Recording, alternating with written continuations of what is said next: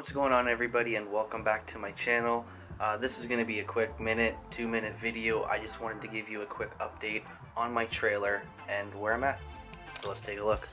Just for a quick walk around, I don't want to open anything right now because I have painted it and the paint's still drying on the rear doors. But the new addition is the top.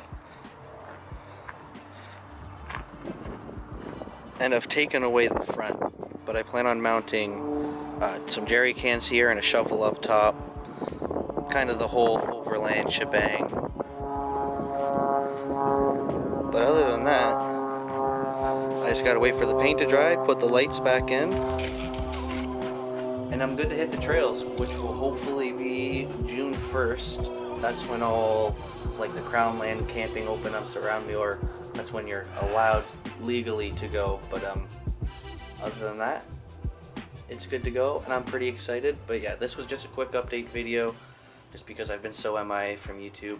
And then yeah, next video I'll be in the bush pulling the trailer, so look forward to it. Like the video, you know. But anyway guys, have a good night.